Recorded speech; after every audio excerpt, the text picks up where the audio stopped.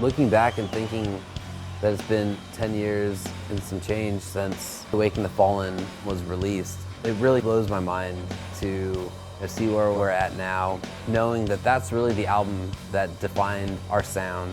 That was a record that we needed. There was a lot of strong melodies, a lot of interesting arrangements, just some cool ideas. Through it all, we have these great fans that have been with us since day one. Their passion for this band has only helped it grow to other people who see that passion. Awakening the Fallen really started to perpetuate that Avenged cult following. It was the very beginning of that big, underground, psychotic fan base. Waking is Avenged Sevenfold.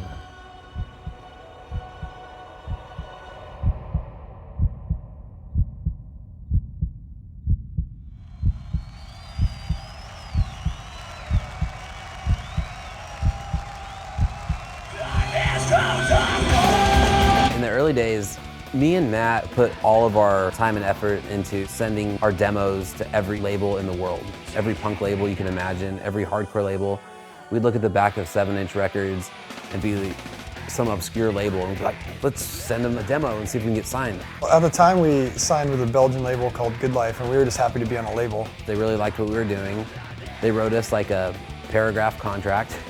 With a one-page contract that said basically, you know, we'll pay for sounding the seventh trumpet. Naturally, we printed it out and signed it without even reading it or showing it to anybody. I remember they gave us like $2,500 to record that record, and we needed like $2,500 more to use Donald Cameron. So we got jobs, and I worked for my grandfather, and Zach worked serving coffee. It got us off our ass. It put us in West Beach studio, which had recorded some of our favorite albums. Offspring's Smash was there, NoFX albums, Bad Religion, Pennywise albums. So just being in there was like legendary for us. As soon as the record came out, we had a pretty cool following. I think it was a lot of our family and friends that were just kind of coming to support us, but we were doing pretty well. So with that, we got management because our manager, Larry Jacobson, said he loved To End the Rapture, which is the first song on Sounding the Seventh Trumpet, and saw potential in us. We didn't want a manager because Rancid didn't have a manager, and some bands we looked up to didn't have managers, but he convinced us it would be a good thing. We were in the van touring for Sounding the Seventh Trumpet, touring everywhere with any band we could possibly open for, playing every city in front of just about nobody. You know when your band is almost there, when there's always those people in your band that aren't really quite as dedicated, they don't really care as much as you do about it. Matt was really great about the vision of where he wanted Avenged to go at that point, as was Zachy as well. We had started out a group of friends. Sin and Jimmy had Pinkly Smooth, their side project band.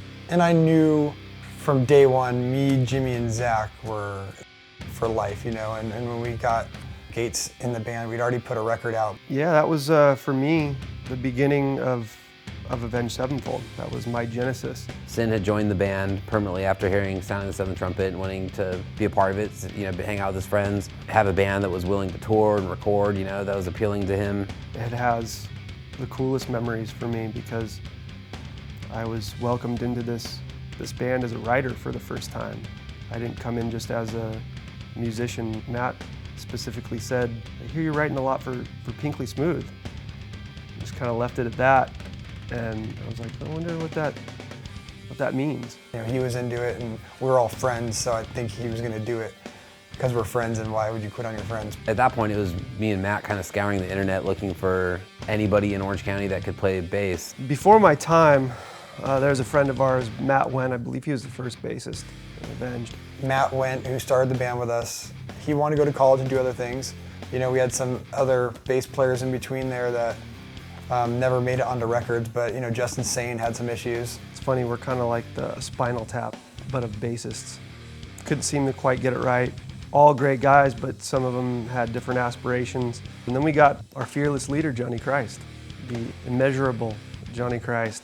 The way I came into the band, I'd been kind of bugging them by knocking on the garage door where they were rehearsing before. We lucked out because we would have practices at Matt's parents' house in his garage, and Johnny would come waltzing down the street, smoking cigarettes. He must have been 4 years old at the time, and walk up and be like, yeah, this sounds cool. And he would pick up the bass and start jamming Primus songs with Jimmy in the open garage. And we're like, dude, just shut the fucking garage. Like, we're gonna get the police called on us. You know, they were definitely trying to get work done, and I was, you know, kind of bothersome. But when Johnny was always kind of hanging around, you know, he's a little younger than us, but, you know, he just fit in attitude-wise with Jimmy and with Brian especially, and they would have a lot of fun. So when we finally needed somebody, and we called little Johnny Seward. It was the last tour for Setting the Seventh Trumpet before they went in to write a new record. We called up Johnny, we're like, hey, we got a show in like 4 days, a Showcase Theater, it's gonna be sold out. Will you play? Obviously that's something I really wanted to do. Playing bass since I was 12 years old and really enjoy music, so the opportunity came up and I was like, well, you know, at least it'd be fun for me. So he quit high school, didn't have to ask him twice, dropped out of high school, fucking came over to my house, I showed him how to play a few of the songs. He was ready to go, played his first show, jumped in the tour van with us, never looked back. And I just said, fuck this. I didn't want to deal with it. You leave high school because you're selling out Showcase Theater. It's like, what is that, 400 kids? It's like, who would have known it would have got to this point? It's funny to say now, because at the time I was just so sure of it. Now I'm looking back, I'm like, man, I was kind of a weird kid, you know? Like there was no guarantee that this was going anywhere, you know? Hadn't even done Waking the Fallen yet, you know? It was Sounding the Seventh Trumpet, you know? It's kind of funny, we're still touring in a van. You just give it all up, you know? At that point, that was, you know, that was the lineup. It was a good lineup and we were ready to take on the world. And you know, you get out there with a bunch of guys in a van and you're on tour together and you go through all these life experiences. It's one of those things where you just know when it gels. We all want to do this forever. We don't care what anyone says, let's do it. So we were all on the same page and that was a cool feeling. It was probably the best bonding experience you could ever imagine for several years, and just worked out perfectly.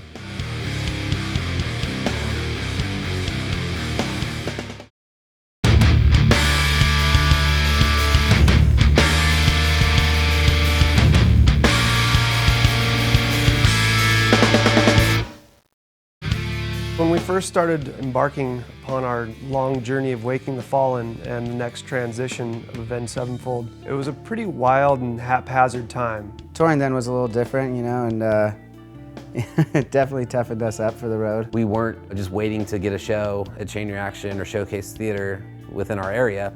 We were jumping in the van or jumping in our cars and playing in, you know, Santa Barbara, playing in San Diego, playing everywhere. If we could play in front of 20 or 30 kids, it was huge for us. Hopeless Records took note of us. I mean, they saw us on flyers. We were playing every show that we could. Well, Hopeless Records came around and they were interested in buying the rights to Sounding the Seventh Trumpet and putting out our next record, which would be Waking the Fallen. And they came out and saw us, and Lewis, the owner of Hopeless Records, really liked what we were doing. I think he saw that there's a punk rock element, and I think he liked the fact that we had screaming elements.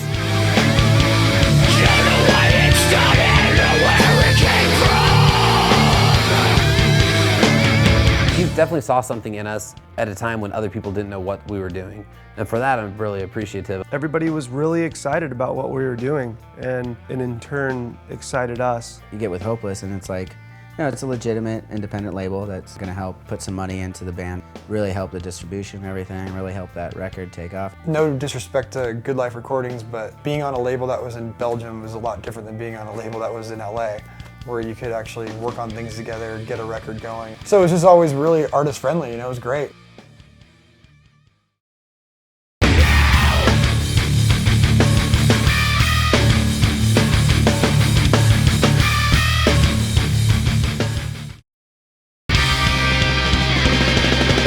As far as when Waking the Fallen was getting worked out, I just remember we were still writing in Matt's parents' garage. We were constantly going. We weren't even thinking about our next album. We were just trying to come up with songs, because at that point we're playing the same 11, 12 songs every single night. Everybody was still at the peak of going crazy and partying. And we were just all over the place. I don't even know how we constructed songs at that time. We just sat there and put all these things into a blender, and that was the Avenged Sevenfold sound. When you walked in, you wrote anything at any time, so it was ultimately fearless. And I think we've remained true to that, but there has been a stronger sense of what Avenged Sevenfold is and what Avenged Sevenfold sounds like. But then it was just haphazard chaos. It was a fun dynamic we had.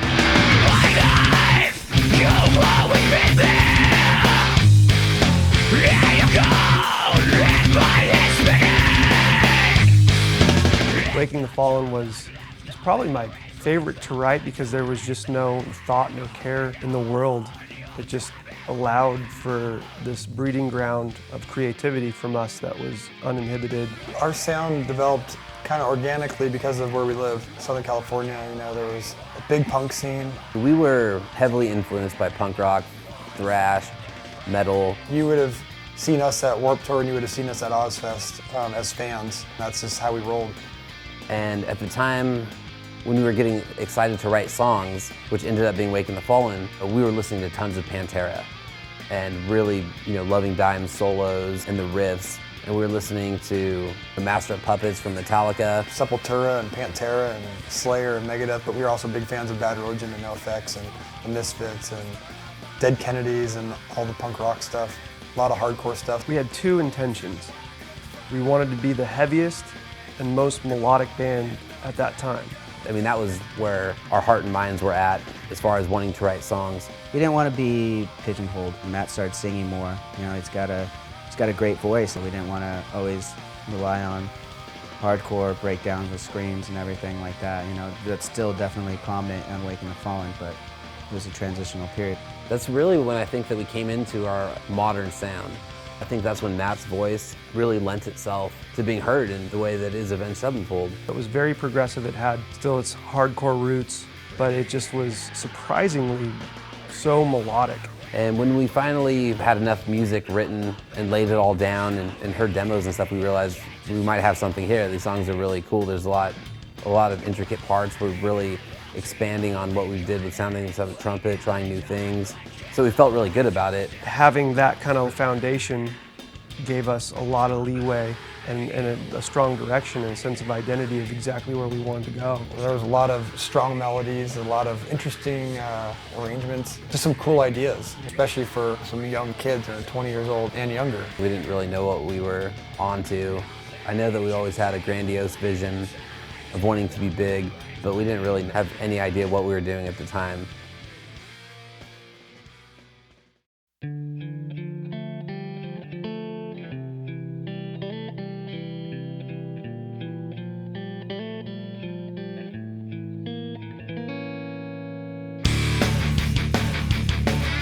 Waking the Fallen was the first record where we utilized a producer. With the help of Larry, our manager, always guiding us, he knows the right support team that we need to be with. We had met our manager at that point and had a record label that was willing to actually pay for a recording. And at that time for us, that was huge. I mean, the budget was probably really, really small, but they put us in with an actual producer. A feisty young Bostonian by the name of Mudrock. And he heard our Second Heartbeat demo and thought what we were doing was really cool. He really helped with that record, along with his cohort, Fred Archambault, who is just a fucking legend. That guy is just one of the most special human beings in the world. And we're still great friends. For us, it was really hard because we'd never really worked with a producer. And he was trying to harness the energy and kind of make it more focused. So there's a little bit of a struggle there with me, because obviously I grew up punk rock. I wanted everything to be raw and way too fast or way too slow, and I didn't understand the concept of guitars being in tune or timing or tempo, nor did the Rev. I mean, being one of the best drummers I've ever played with, he plays with absolute reckless abandon. He would go fast, he would go slow, his fills would be too all over the place. He really taught us what it means to not, his words, meander and be masturbatory, which means get your head out of your ass and write songs that aren't just for your own guilty pleasure. He definitely smacked us into reality, we needed somebody to question the lyrics, we needed somebody to sit there and tell us when the vocal take wasn't good. We needed Jimmy to not overplay, we needed him to write the right drum parts for the songs. We needed everything to be spaced out and really thought out and how we were going to record this thing. Open to that door because you'll hear the worst thing you've ever heard. What's the worst you've ever heard? What's going on in that room? Let's go check it out.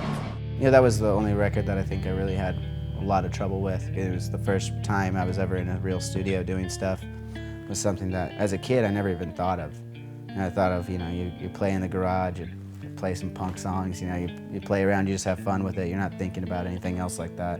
I remember all of us just just getting our ass kicked in there. You know, it was really learning how things really work. You know, I remember Johnny sitting there with Fred for hours. Me and Fred just sat in the B studio room, making sure I knew the parts very well, working on my own bass lines while we were demoing out the songs and everything like that. Johnny became such a great bass player from working with Fred, and Brian just working on his solos for forever. And I remember Brian was even more picky than Mudrock was, because Mudrock a lot of times would say something's good, or Fred would say something's good, and Brian just do it over and over and over. We definitely learned, you know, an invaluable amount of information from the both of them, and we quickly applied it to the next record. By City of Evil time, we were running Pro Tools at my house, and we were making demos by ourselves and doing all the pre-production ourselves. So we learned quick, but we definitely needed somebody to teach us, and that was Mudrock and Fred.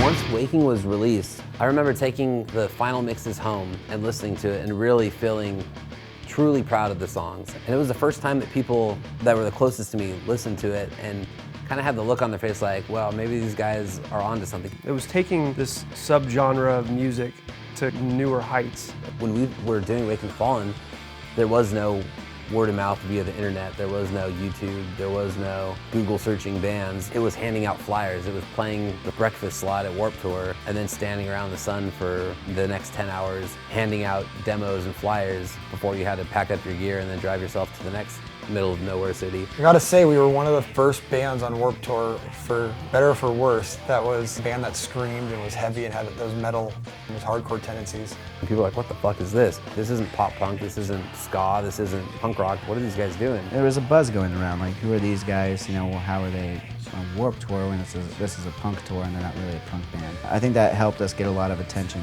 at that time and really helped kick off Waking Fallen. It started that whole scene, and it created awareness to that on a bigger level, on a more grand scale.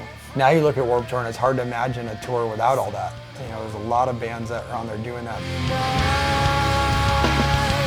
I'm coming to kill you, won't leave until you died. Murder born of vengeance, I close my brother's eyes tonight.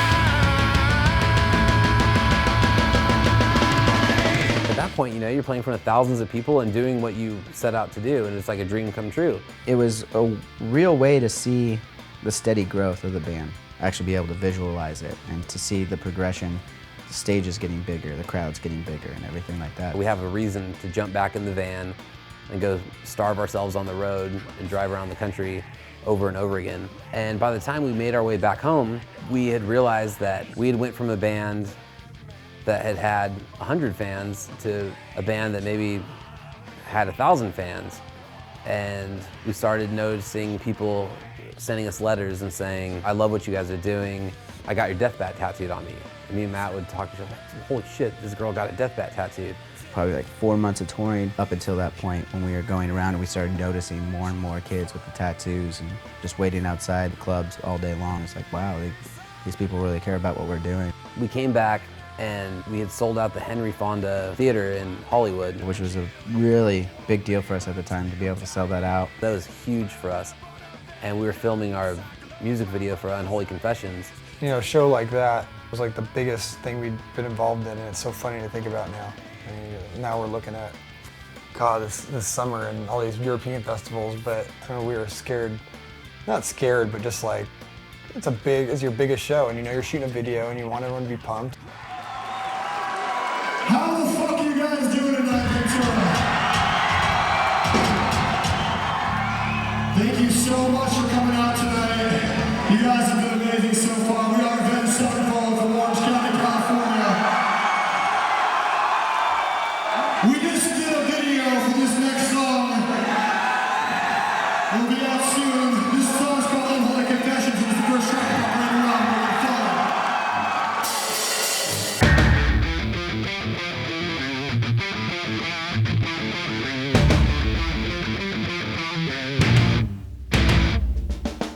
that we have always had from the early days is integrity with what we do, from the artwork to the songs that we write to the music videos. Because of the success of Waking the Fallen and then signing a deal with Warner Brothers, part of the deal was like, hey, will you help us make a video for Unholy Confessions? Because when Waking the Fallen was out, we didn't have a budget for a video or even think about making a video. Unholy Confessions was becoming a popular song that we were playing live.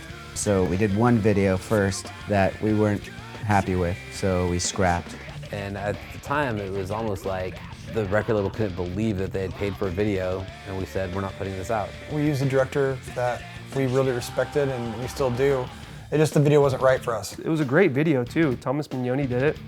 Talented guy. I think we just didn't have a budget to execute the vision, and it felt that way. So we didn't do it. And I think a lot of bands, you know, they feel like they spent the money, they have the video. If they don't love it in their heart, they still put it out. And it's just not the right thing to do. The right thing for us to do was go back, film the right video, which is the Unholy Confessions video that was released. We just said, why are we trying to make a video of something when we could just show one of these live shows and show all these fanatical fans and show our lifestyle? We had noticed that this kind of core group had started to grow. You know what, why don't we show what's happening with this band at this moment right now? That showed off our fans, that showed off our energy on stage, that showed everything that we were truly about. Those were some good testing grounds for us. We felt like that song could transcend that record, so we gave it a lot of special love and care. So we filmed it, but we'd never really filmed a real video at that point. That was the one and only time I think we played Unholy Confessions more than once in a set. I think we actually did 2 takes. We played the fucking, that's right, we played the fucking song twice. That's why I was pissed. Because we were shooting the video and they're like, do you guys think you could play the song more than once? We had to do that performance a few times, and one was before anybody got there. And we hadn't rocked out in front of nobody in any video, you know, at that point yet, especially when you're on stage and it's supposed to be live, but there's no kids there yet. At first we're like, that seems weird. We're not going to jeopardize the show for the video. Then we talked about it and we're like, okay, well, we'll let the crowd know the reason why we're doing it. I have just been informed by the video director that he would like to shoot Unholy Confessions one more time. So if you want to get in this fucking video, show us what the fuck you guys got. This one is Unholy Confessions for the second and last time. But it felt fucked up to have to do takes at a live show. We're going to play the song again. But we're doing it so they get extra shots for the video and stuff, and they loved it. They went even crazier the second time we played it as soon as they knew that there was going to be a video and everything like that. So that was really cool. The one thing about these guys is everyone always steps up to the plate when things need to be good or need to be right. And that was one of the first examples of like, okay, we got to nail this show. We got to, you know, make sure the energy's there, and the video is a testament to that. Ultimately, it's the video that ended up getting played on MTV2 Headbangers Ball, which is huge for us. I mean, that's people started finding out about us. There was a lot of kids you'd see out in the crowd with their death bats on their backs or whatever, and they would be pointing at them, trying to get your attention. You'd see them down there and give them a wave, you know, that's cool. It was very exciting, you know, to see someone that appreciative or that into what you're doing artistically, musically. It's just very rewarding. We just couldn't be happier. We had the best fans from day one.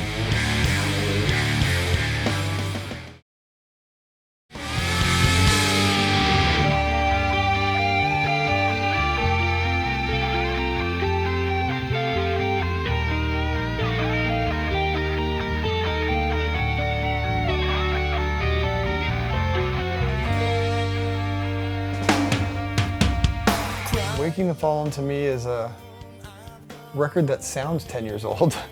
But I like that, you know, there's a lot of older records that people try to mess with and remix and master, and I think it ruins them. I think the record is what it is, and it's, you know, as big as it is because of all the different flavors and all the different, you know, nuances of it. Now that we're older and have written a lot more versatile songs, from groove-oriented to songs like A Little Piece of Heaven that are all over the place, to more rock-driven, like backcountry, and we're able to go back to playing songs from Waking the Fallen, just about anything on that album, and fans are still really excited to hear them.